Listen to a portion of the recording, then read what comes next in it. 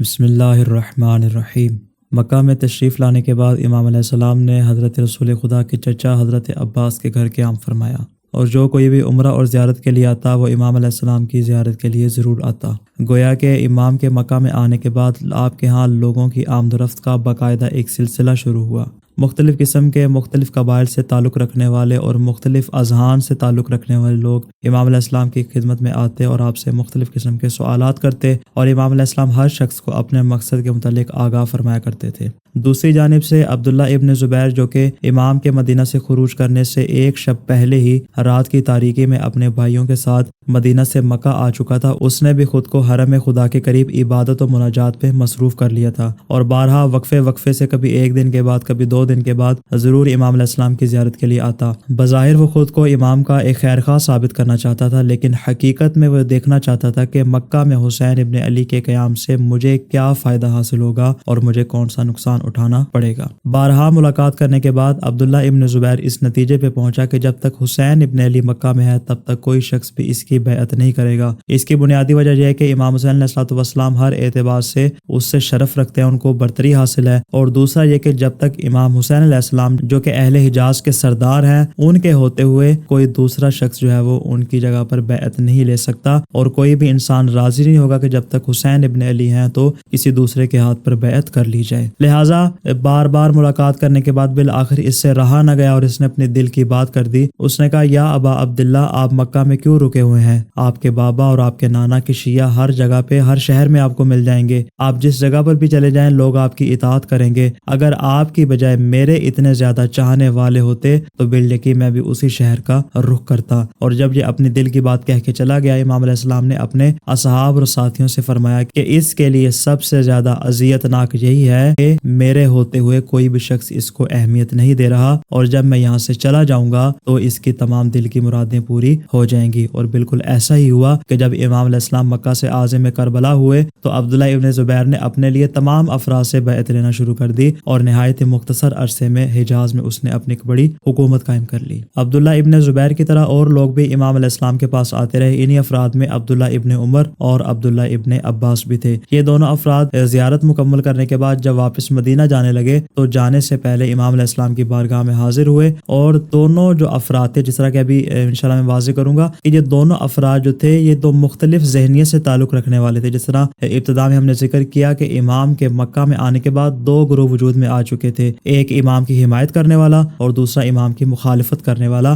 تو یہ دونوں گویا کہ ان دونوں گروہوں کی باقاعدہ نمائندگی کرنے والے تھے۔ جب یہ دونوں حضرات امام علیہ السلام کے پاس آئے تو عبداللہ ابن عمر نے کہا، یا ابا عبداللہ، آپ اپنی خاندان بنی امیہ سے دشمنی کو جانتے ہیں، اور آپ یہ بھی جانتے ہیں کہ یزید اس وقت والی حکومت بن چکا ہے اور اس نے تمام خزانوں کے منہ کھول دیے ہیں، اور یہی خزانے آپ کے ساتھیوں کو اس کی جانب کھینچ لے جائیں گے کہ جس کے نتیجے میں آپ کو بھی قتل کر دیا جائے گا، اور جو آپ کے ساتھی ہوں گے، جو آپ کے اصحاب ہوں گے، ان کو بھی قتل کر دیا جائے گا، اور کوئی بھی شخص آپ کی مدد و نصرت نہیں کرے گا حتیٰ کہ خدا قیامت تک ان تمام افراد کو ذلیل و رسوا کرے گا۔ میں یہی کہتا ہوں کہ آپ یزید کے ساتھ صلح کر لیجئے اور پھر دیکھیے کہ خدا آپ کے اور یزید کے درمیان کیا فیصلہ کرتا ہے۔ جب امام علیہ السلام نے عبداللہ ابن عمر کی یہ بات سنی تو آپ نے ارشاد فرمایا، اے عبداللہ، تم کیا کہتے ہو؟ کیا میں یزید کی بیعت کر لوں؟ حالانکہ تم جانتے بھی ہو کہ اس کے متعلق اور اس کے باپ کے متعلق میرے جد رسول خدا نے کیا فرمایا تھا۔ جیسے ہی آپ کا یہ جملہ عبداللہ ابن عباس نے سنا تو انہوں نے تصدیق کرتے ہوئے کہا، بے شک آپ نے سچ فرمایا ہے۔ میں رسول خدا کو فرماتے ہوئے سنا کہ آپ نے ارشاد فرمایا کہ مجھے یزید سے کیا سروکار،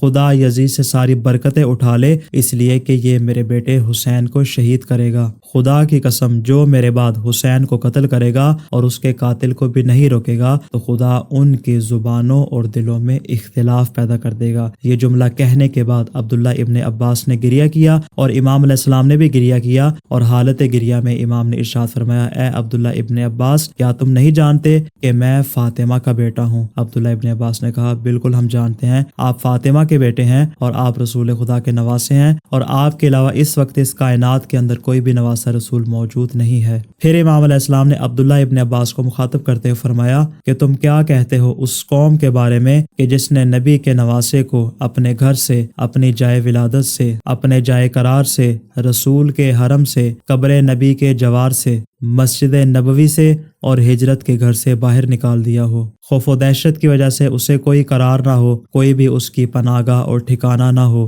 یہ قوم اسی رسول کے نواسے کو قتل کرنے کے در پہ ہے اور اس کے قتل کرنے میں خوشی محسوس کرتی ہے، حالانکہ اسی نواسے رسول نے نہ کسی کو خدا کا شریک ٹھہرایا اور نہ ہی سنت رسول میں کوئی تبدیلی پیدا کی۔ عبداللہ ابن عباس نے جب امام کی یہ باتیں سنی تو تصدیق کرتے ہوئے کہا، بے شک میں گواہی دیتا ہوں کہ آپ نے بالکل سچ فرمایا، البتہ یہ تمام کے تمام لوگ اللہ اور اس کے رسول کے منکر ہو چکے ہیں۔ اور اس کے بعد عبداللہ ابن عباس نے فرمایا، میں گواہی دیتا ہوں کہ جس نے بھی آپ سے منہ موڑا اور رسول خدا سے اور آپ کے ساتھ جنگ کا ارادہ کیا، اس کا دین میں کوئی بھی حصہ نہیں۔ یہ کہنے کے بعد عبداللہ ابن عباس نے امام کو نصرت کی پیشکش کی اور کہا، گویا کہ آپ چاہتے ہیں کہ میں آپ کی مدد و نصرت کروں۔ باخدا قسم، اگر آپ میری تلوار لے کر میرے دونوں بازوں کو کاٹ ڈالیں تب بھی آپ کے حق کا 10واں حصہ بھی ادا نہ ہو سکے گا۔ جنگ ان سے کرے دیجئے ہمیں حکم وغا کا، جو آپ کا دشمن ہے وہ دشمن ہے خدا کا۔ اس نصرت کی پیشکش کے بعد قبل اس کے امام علیہ السلام عبداللہ ابن عباس کو کوئی جواب دیتے،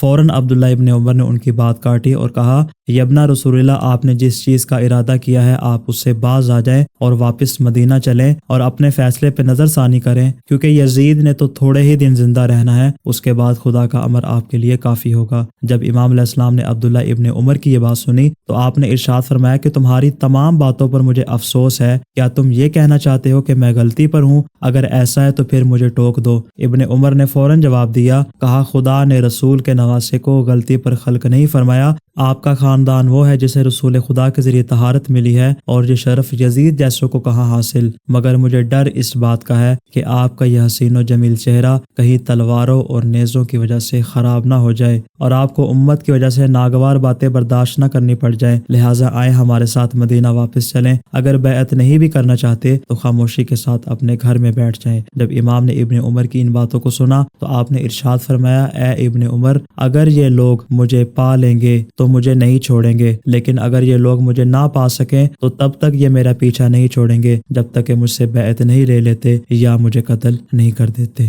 پھر امام نے ابن عمر سے سوال کیا، کیا تم نہیں جانتے کہ اس دنیا کی پستی کا یہ عالم ہے کہ حضرت یحییٰ ابن زکریہ کا سر کاٹ کے ایک بدکارہ عورت کے سامنے پیش کیا گیا، جبکہ سر مبارک خود ان لوگوں کے خلاف گواہی پیش کر رہا تھا؟ اور کیا تم نہیں جانتے کہ بنی اسرائیل کے لوگ طلوع فجر سے طلوع آفتاب کے مابین 70 انبیاء کا قتل کر کے پھر اپنے کاروبار دنیا میں اور تجارت میں مصروف ہو جاتے اور اس طرح سے رد عمل ظاہر کرتے کہ گویا انہوں نے کچھ نہ کیا، مگر خدا نے ان کے ان اعمال کے بدلے میں تھوڑی ہی مدت بعد ان کو اپنی گرفت میں لے لیا اور پھر ان کو ایسا پکڑا کہ ان میں سے کسی کو بھی باقی نہ چھوڑا۔ اس طویل مکالمے سے یہ بات تو واضح ہو گئی کہ امام علیہ السلام کے سامنے دو مختلف نوعیت کے افراد موجود تھے، ایک وہ تھا جو امام کو مدد و نصرت پیش کر رہا تھا، جبکہ دوسرا وہ تھا جو امام علیہ السلام کو یزید کی بیعت پر آمادہ کر رہا تھا۔ حالانکہ جب یزید نے جو پہلا خط والی مدینہ کو لکھا اس میں امام حسین علیہ السلام، عبداللہ ابن زبیر کے ساتھ عبداللہ ابن عمر کا نام بھی تھا، مگر اس کے متعلق سختی سے کام نہیں لیا گیا، اس لیے کہ وہ جانتا تھا کہ کسی نہ کسی طور پر وہ یزید کی حمایت بہرحال ضرور کرے گا۔ اس بنا پر بطور خاص جن دو افراد پر سختی کی گئی وہ امام حسین علیہ السلام اور دوسرے عبداللہ ابن زبیر تھا۔ اس طویل گفتگو کے بعد امام علیہ السلام نے جب اپنا قیام دونوں کے اوپر واضح کر دیا اور امام نے بتا دیا کہ میں اپنے گھر سے کس مقصد کے لیے نکلا ہوں، تو جس طرح سے امام علیہ السلام نے مدینہ سے نکلنے سے پہلے ایک وصیت نامہ محمد حنفیہ کے حوالے کیا، ویسے امام علیہ السلام نے مکہ میں بھی اپنا وصیت نامہ عبداللہ ابن عباس کے حوالے کیا اور کہا، اے ابن عباس، آپ میرے بابا کے چچا زاد بھائی ہیں اور آپ نے ہمیشہ ہمیں نیک مشورے دیے ہیں اور ہمارے بابا کے ساتھ بھی آپ نے اچھا سلوک کیا ہے، خدا آپ کو اس کی جزائے خیر دے، البتہ اب خدا کی حفاظت میں آپ مدینہ واپس چلے جائیں اور میری جانب سے کسی قسم کا خدشہ دل میں ظاہر نہ کریں، اس لیے کہ میں نے خدا کے حرم کو اپنا وطن قرار دے دیا ہے، اگر یہاں کے لوگ میری بات میں میری اطاعت کریں گے اور میری بات کو تسلیم کرتے رہیں گے تب تک میں ان کے ساتھ رہوں گا، مگر جب ان لوگوں نے میری بات ماننے سے انکار کر دیا تو میں اغیار کو اپنا دوست اور مددگار بنا لوں گا، اور ہر حال میں میرے لیے خدا کا وہ کلمہ ایک مضبوط سہارے کی حیثیت رکھتا ہے کہ جو حضرت ابراہیم نے اس وقت زبان پہ جاری کیا تھا جب ان کو آتش نمرود میں پھینکا گیا تھا۔ کون سا تھا وہ کلمہ؟ حسبی اللہ و نعم الوکیل، میں جہاں بھی چلا جاؤں، میں جس مقام پہ بھی چلا جاؤں، یہ کلمہ ہمیشہ میرے لیے ایک مضبوط سہارے کی حیثیت رکھتا ہے۔ السلام علی الحسین وعلی علی ابن الحسین وعلی اولاد الحسین وعلی اصحاب الحسین۔